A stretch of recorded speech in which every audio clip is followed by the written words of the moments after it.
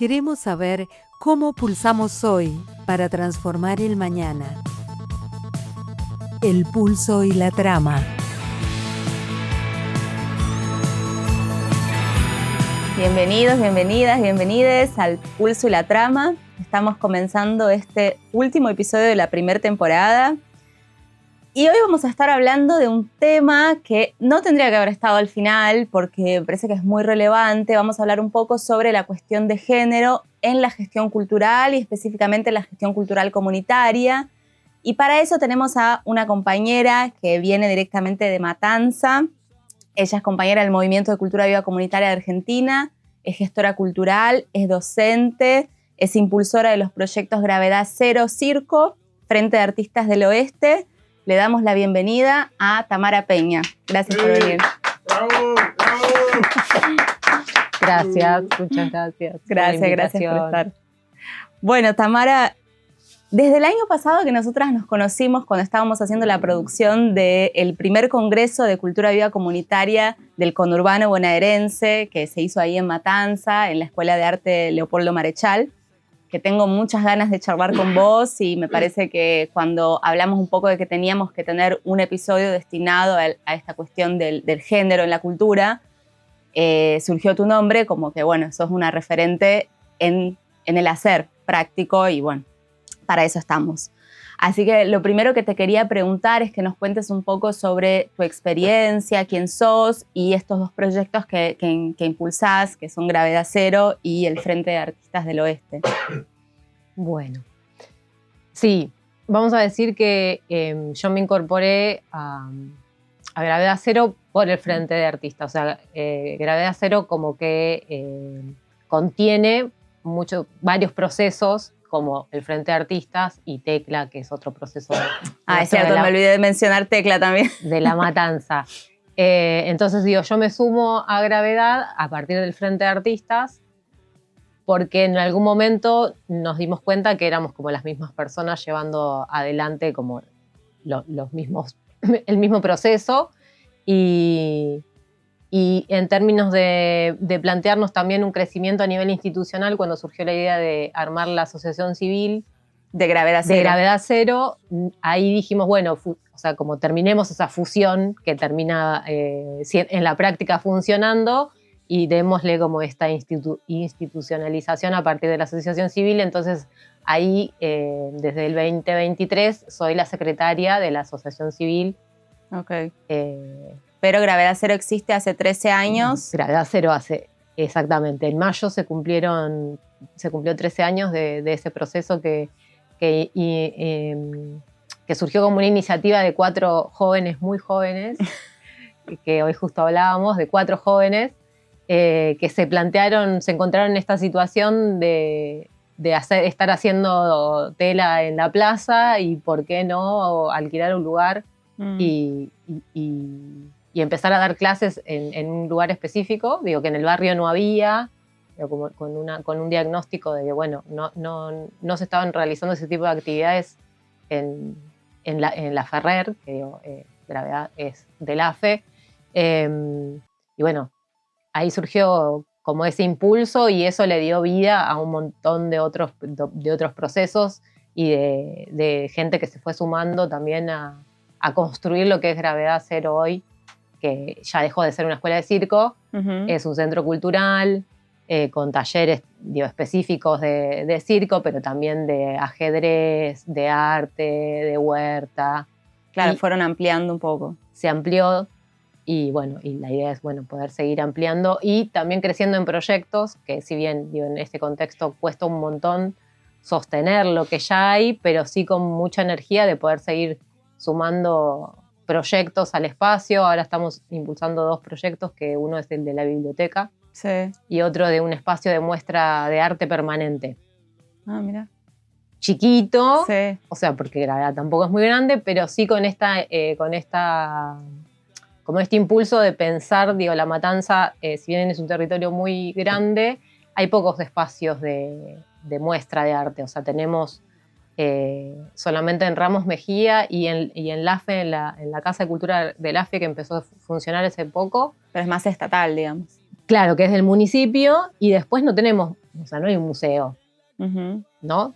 Y teniendo en cuenta que también Matanza tiene la Escuela de Arte Leopoldo Marechal, donde por ahí, digo, hay todos los años que egresan 1000 No, es estudiantes. increíble cuando estuvimos ahí y la calidad de las producciones y la diversidad de propuestas, y claramente necesitan como espacios para mostrar y empezar a hacer su recorrido, ¿no? Sí, y bueno, y a pesar de que eso, hacía como rato que veníamos sintiendo como ese pulso, pero bueno, esto de crear como un espacio, porque si no también es esto de, bueno, venimos acá y tiramos un alambre y colgamos Claro. en cualquier lado, y decir, bueno, no, pero para hacer algo que se luzca lo que está sucediendo, o sea, la obra de los compañeros que pintan, digo, tiene que ser pared blanca, o sea, y si bien digo, eso es como un proyecto bien mini, pero con la idea de poder, bueno, decir, bueno, hoy en La Matanza hay un espacio autogestivo que tiene su espacio de muestra permanente.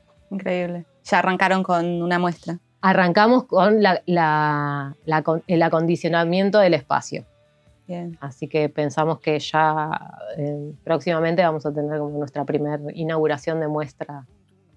¿Y el Frente de Artistas del Oeste, entonces? Y el Frente de Artistas, o sea, surge también por una cuestión de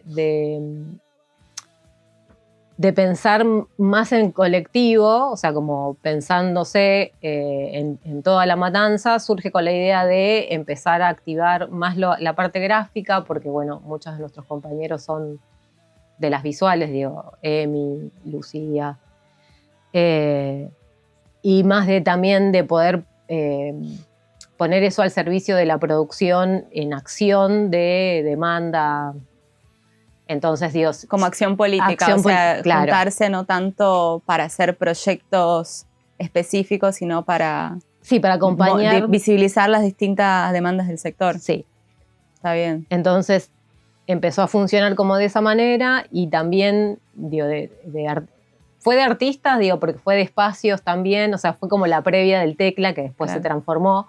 Pero bueno, la idea era, bueno, estas grupalidades, esos artistas, colectivos, espacios que somos de La Matanza, cómo impulsamos propuestas juntos desde lo colectivo. Bueno, surge lo gráfico, después surge Tecla, digo, como una forma de participación activa en el territorio.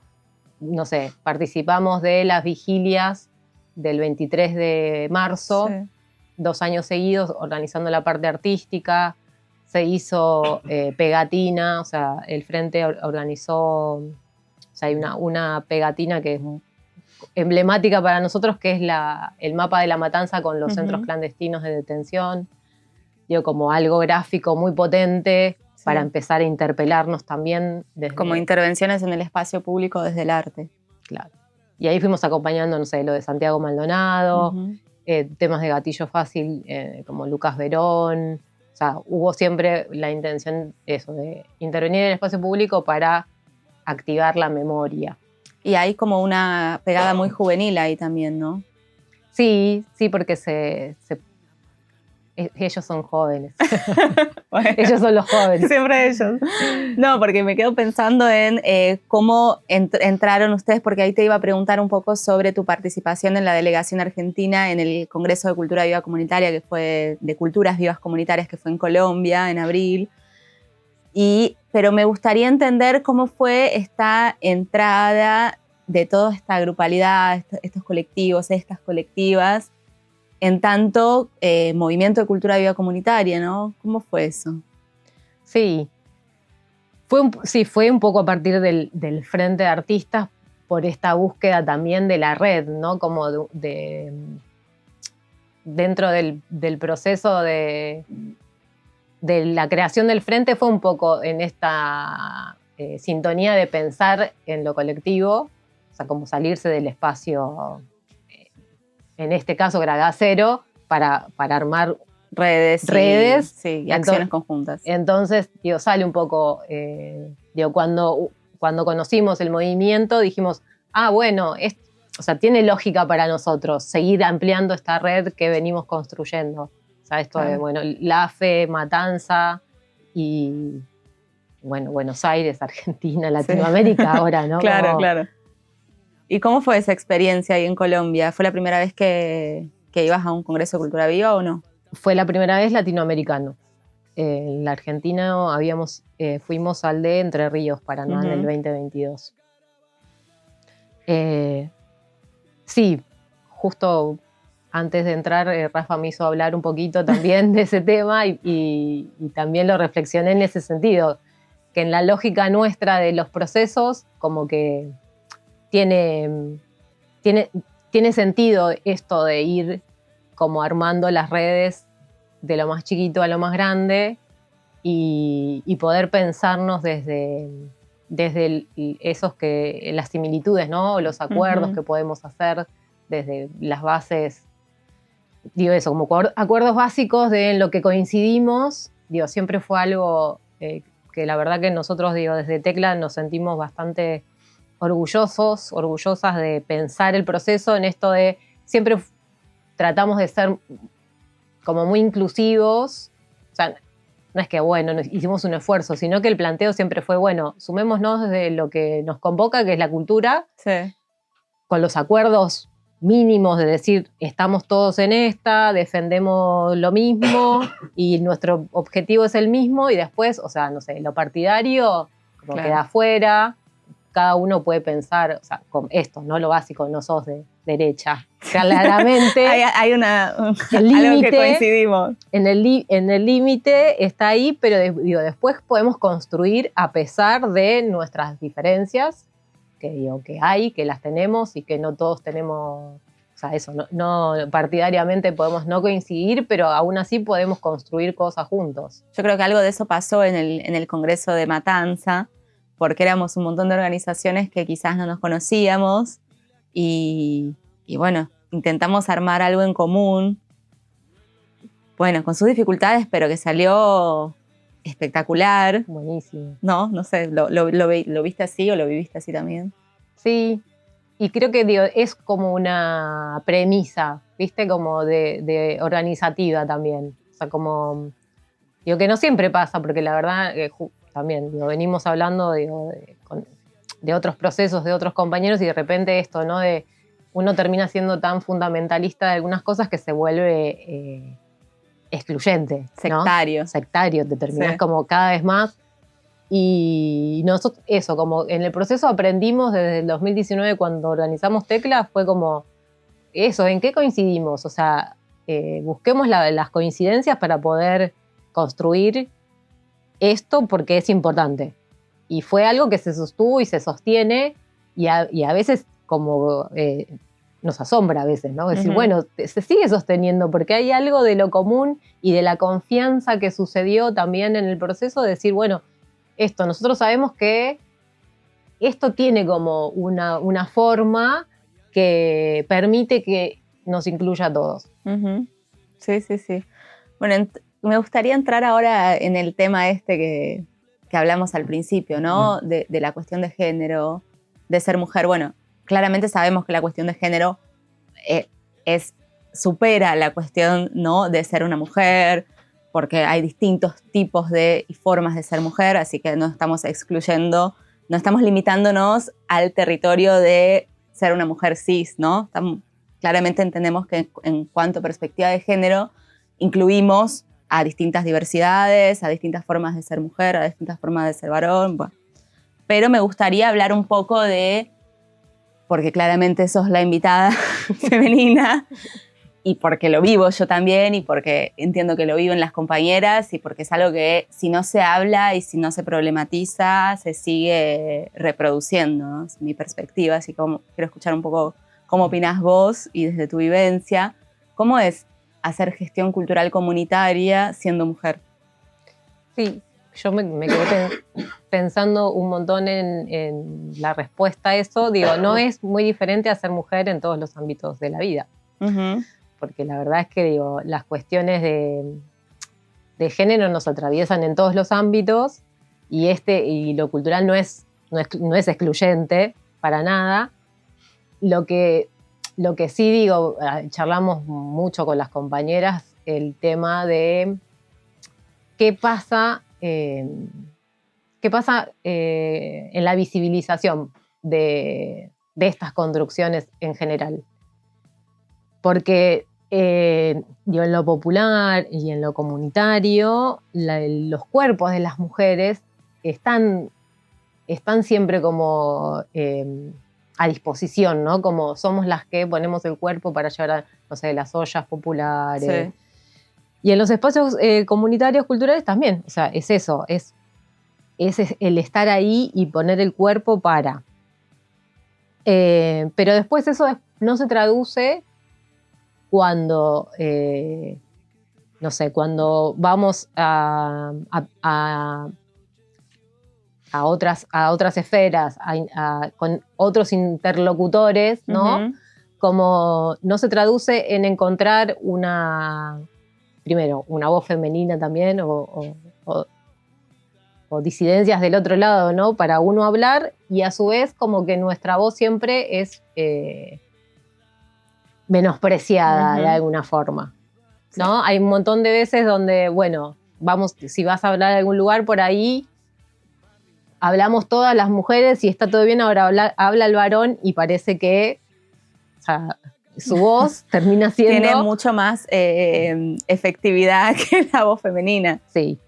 Y sí. Es increíble porque, o sea, hay directrices, ¿no? Por ejemplo, de organismos internacionales, pongamos la UNESCO, ¿no? Principal financiador de cultura y impulsor de políticas públicas, que dice, bueno, el proyecto tiene que tener 60% de cupo femenino.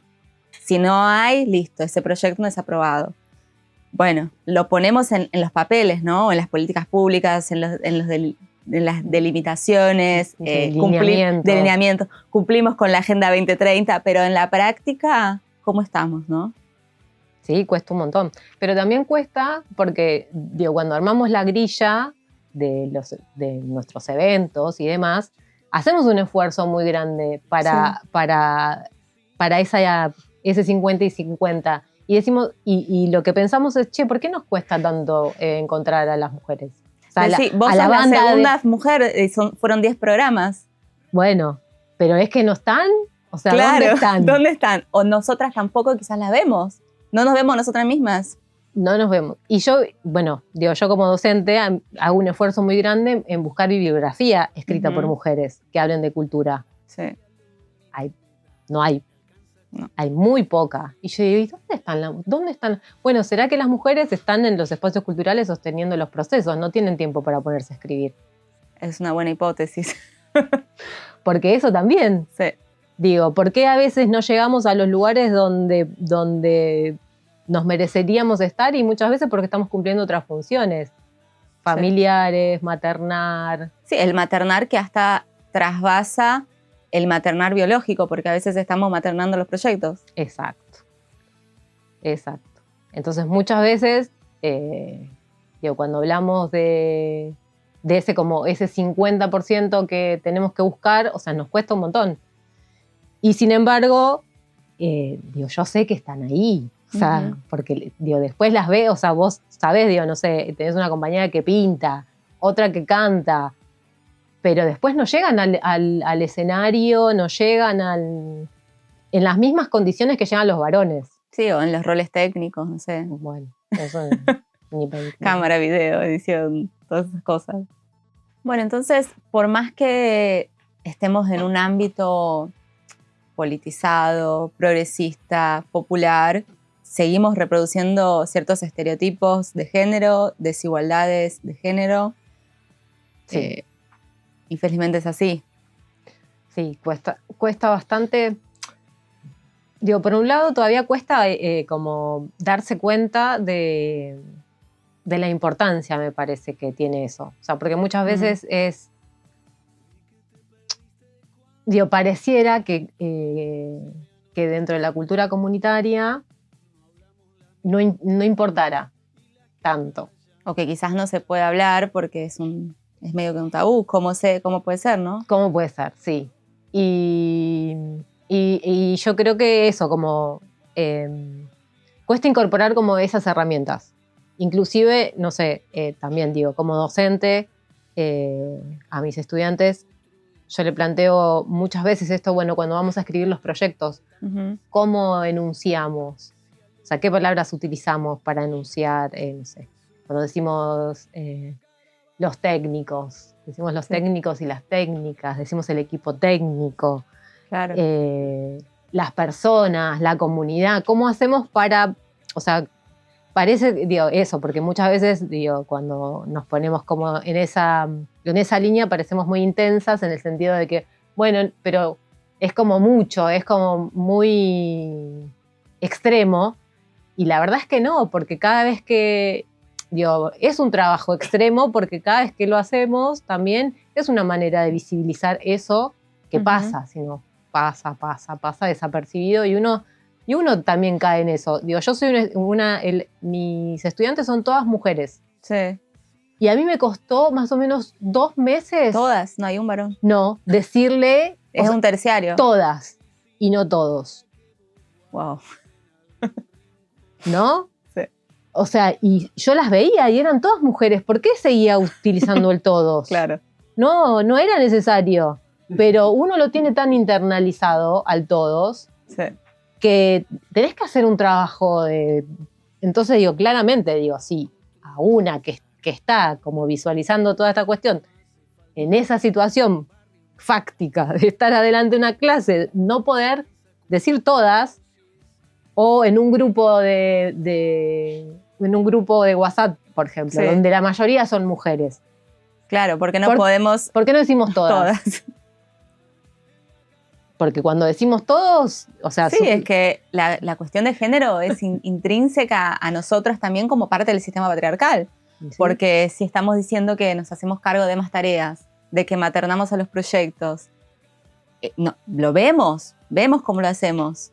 Y sin embargo lo seguimos haciendo y seguimos reproduciendo los estereotipos. Sí. ¿Te pensás que hay algunas pistas o algo que podemos hacer para empezar a ser distinto?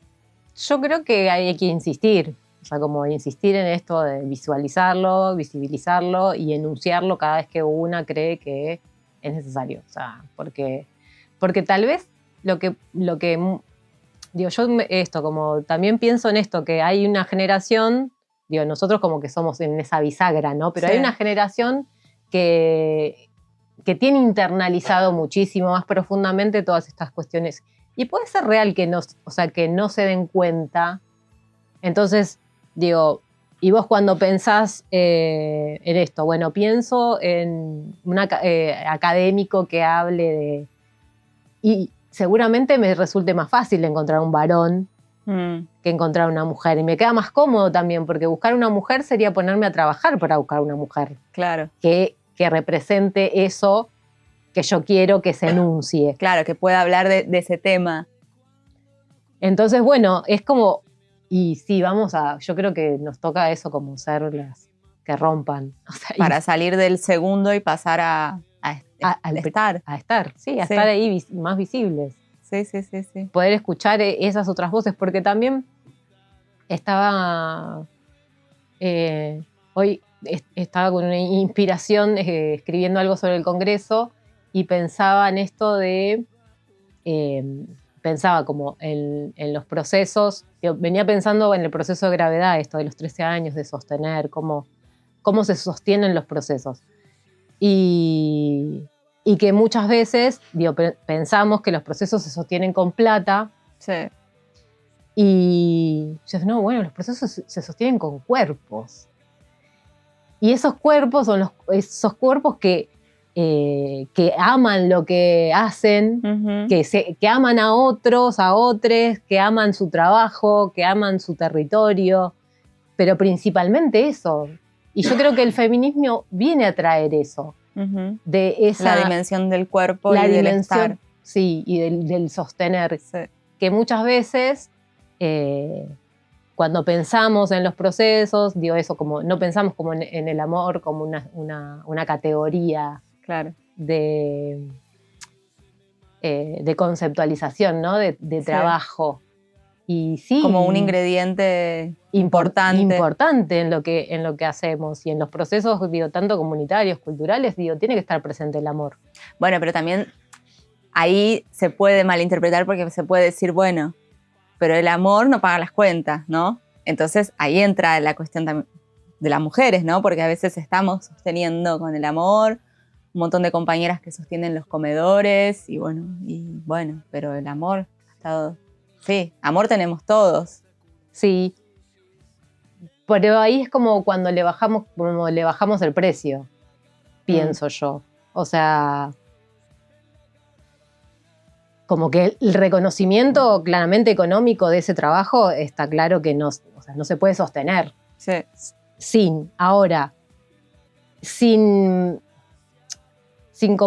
esa categoría de la ternura, pero del reconocimiento del otro como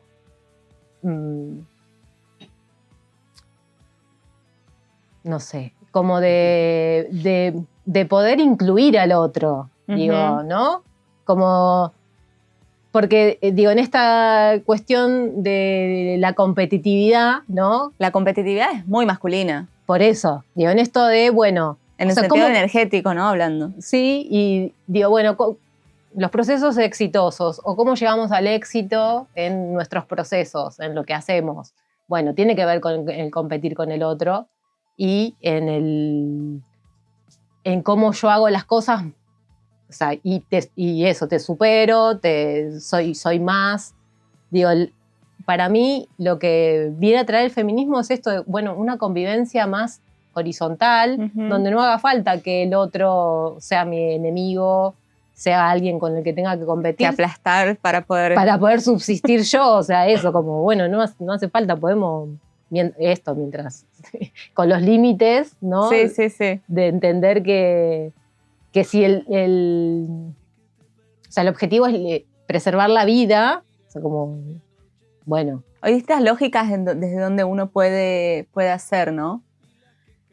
Quería tratar otro tema que cuando nosotros nos conocimos, a mí me pareció, estábamos como en una asamblea organizativa del precongreso de Matanza, y lo primero que enunciaste fue tu condición como autista, ¿no? Como mujer autista. ¿Cómo es eso? ¿Cómo fue ese proceso de reconocimiento? ¿Hay algo particular de lo femenino en eso? ¿Diferencial? ¿Es una militancia para vos? Me gustaría entender un poco. Me parece importante. Sí, empezó a hacerlo sin... O sea, una militancia en el sentido de visibilizar, ¿no? Claro, también sí. Otras condiciones. Y me parece, digo, de haber sido diagnosticada tardíamente, o sea, hace 2 años, va a ser, entender cómo funcionaba mi cabeza me sirvió un montón a mí para entender cómo yo funcionaba en la grupalidad. Sí. Y me parecía o sea, en su momento me pareció muy importante poder compartir eso, porque muchas veces esto, para mí, en ese momento, enunciar lo que yo enuncié, que fue decir, bueno, miren, soy autista, yo necesito como cierto orden para... Esta es mi condición de trabajo, digamos. Para trabajar, porque después podemos, o sea, como desarmar esto, pero primero yo necesito tener como un orden. Y que a veces eso, bueno, es como, digo, porque me ha pasado, o sea, es tomado como rigidez, ¿no? Bueno, sí. O sea, las cosas tienen que ser así. Bueno, no. O sea, sí, como en una primera instancia de trabajo, la necesidad de poder enunciar eso para que el otro pueda entender, tal vez, que a veces eso, como mi proceso mental, funciona de otra forma. Y en ese momento, digo, que yo venía como descubriéndome, era importante enunciarlo, porque digo, si íbamos a trabajar juntos, me parecía que era súper importante. Un dato relevante. Sí, un dato que había que manifestarlo para que se pudiera entender. O sea, tal vez algunas formas, algunas intervenciones, ¿no? Con respecto a algunas formas de hacer las cosas. Sí, sí, sí. No, porque a mí me lo relacioné con que, bueno, estábamos bien laburando juntos porque era como que, bueno, necesitamos ordenar, que las cosas funcionen. Y quizás también lo mezclé con que, bueno, capaz que es porque somos mujeres estamos haciendo esto así, ¿no? Entonces, una parte es eso y otra parte tiene que ver con tu condición neurodivergente, ¿no? Sí, sí. creo que se potencian. Ambas, Claro, ambas por dos eso quería juntar las dos cosas, Ah. porque me parecía importante la intersección. fueron, sí, totalmente. Una parte potenció a la otra. O sea, como en esto de. Justo igual. Hace unos días vi una entrevista que alguien, un psicólogo, hablaba de esta cuestión de que tiene que ver con el amor también, Ujú. porque el organizar para para nuestro cerebro funciona de manera anticipatoria de problemas. Entonces, nuestra forma de demostrar amor es buscar la organización, porque la organización nos permite que no haya problemas futuros. Claro, Entonces, todo lo que se organiza se anticipa para no haber para crisis. que no haya problemas. Entonces, Muy lo que para uno puede ser obsesivo y Claro. puede ser persecutorio porque querés tener todo bajo control y tener todo diagramado y tener, bueno, en realidad para nuestro cerebro funciona como una forma de no generar complicaciones. Cuanto más organizado esté, menos problemas vamos a tener. Está bueno, está bueno. Bueno, ¿sabes qué? Nosotros ahora vamos a recibir la visita de Eduardo Balán, que trae unas provocaciones acá en el programa. Le damos la bienvenida. Bienvenido, compañero. Bueno, Tamara, un gusto tenerte acá en El Pulso y la Trama. Mira, acá con los invitados tenemos un ritual, porque nosotros acá en la sede recibimos, hace varios años ya, unos mensajes anónimos que nos deja un grupo bastante disruptivo, medio impresentable. No nos hacemos cargo de lo que esta gente dice, pero nos los dejan acá periódicamente, cosas que, qué sé yo, opiniones que nos descolocan, pero que, bueno, quizás nos pueden hacer pensar algo, ¿viste? Entonces las fuimos recopilando, las tenemos todas archivadas, son como más de 70 mensajes anónimos, y los vamos sacando de acuerdo a cada entrevistado, separamos los que pueden tener que ver con el tema de la entrevistada o el entrevistado que va a venir, ¿no? Entonces separamos algunos que tienen que ver con el feminismo. No expresan la opinión del equipo, o sea, son gente que dice lo que le viene a la cabeza. Estamos tratando de descubrir cuál es la ideología de esta gente, todavía no lo entendemos bien. Pero bueno, te las tiro, había 4 que tenían que ver con estos temas, sobre todo apuntando al tema género, ¿no? Por ejemplo, una era, ¿qué te pasó, feminismo? Arrancaste con Rosa Luxemburgo y la Revolución y terminaste tomando champán en Hollywood con Meryl Streep. Esa es una. Otra, por ejemplo, ¿por qué cupo femenino y no cupo negro, cupo pobre, cupo originario? Otra que dejaron ahí. Después dice, oye, estábamos entretenidos discutiendo sobre el lenguaje inclusivo y se robaron la Argentina. ¿Qué pasó? Y la otra es, mi vieja se va a hacer feminista cuando haya menos feminismo de palacio y más feminismo de mujeres del pueblo. ¿Qué opinás de? Podés elegir las 4. Son muy creativos, impresentables. Les imberbes. Les imberbes se llama. En inclusivo, ¿eh? En inclusivo. En inclusivo, sí, o en francés, no sabemos bien todavía. Les imberbes. Les imberbes. No, pero qué sé yo, ahí, viste, ellos tiran.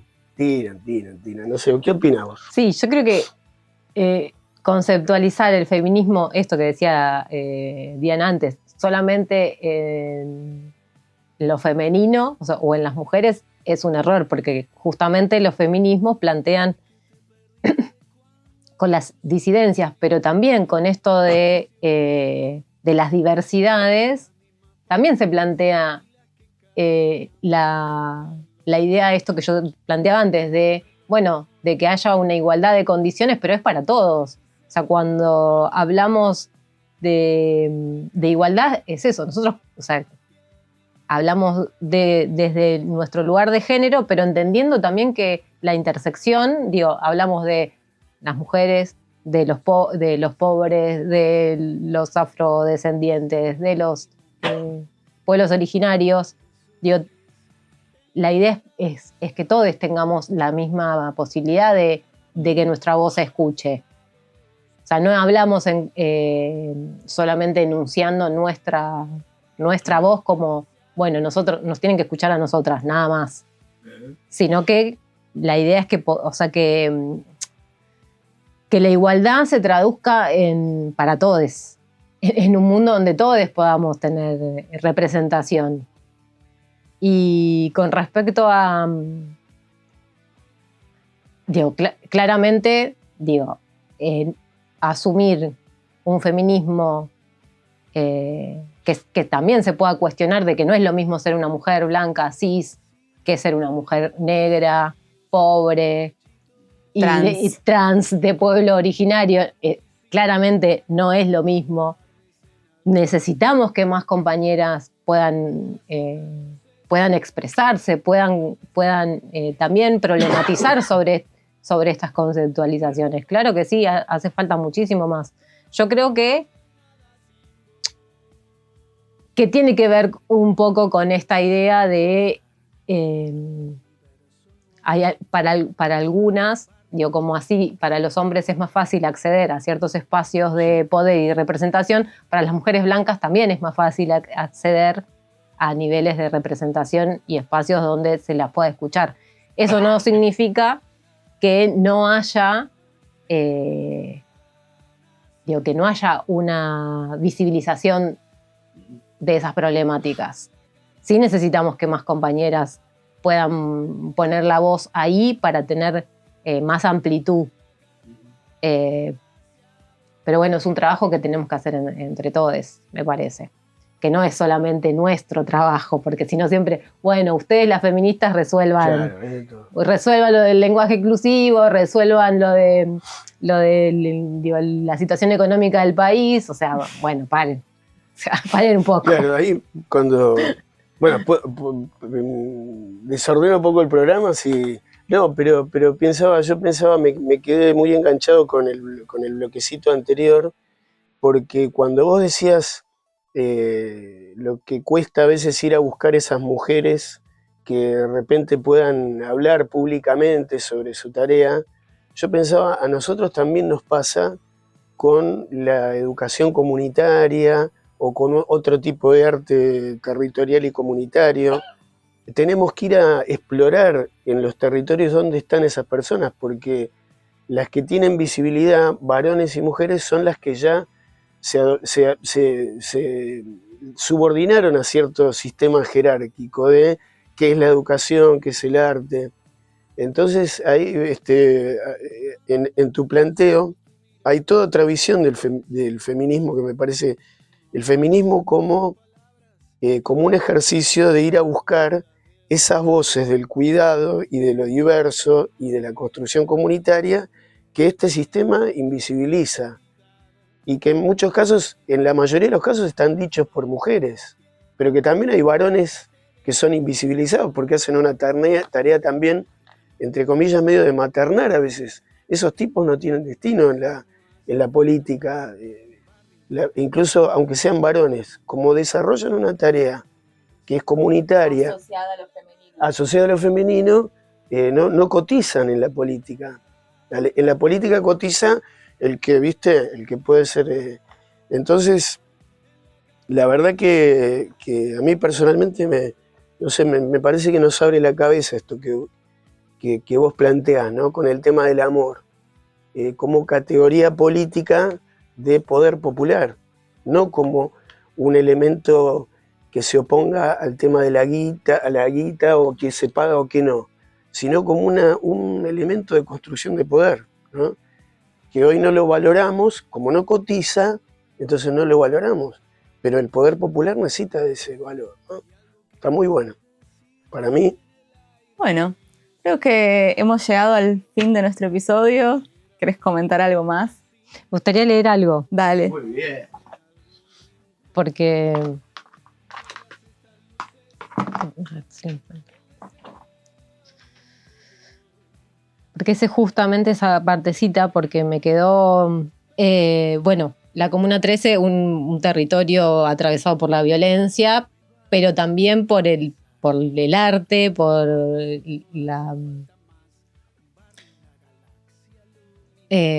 la cultura viva comunitaria, ¿no? Entonces, ¿qué puede un cuerpo?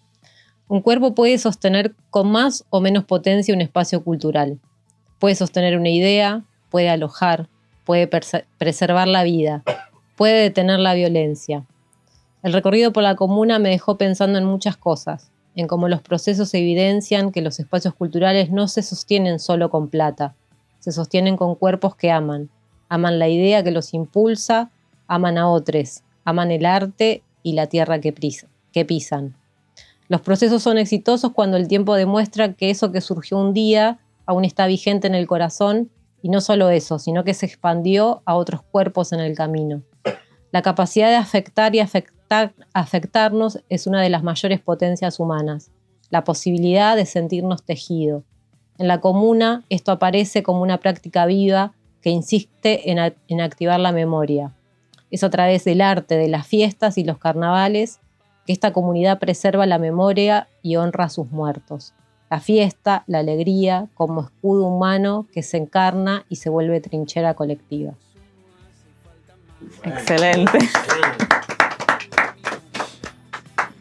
Tremendo texto. Gracias, Tamara. No, gracias a ustedes por la invitación.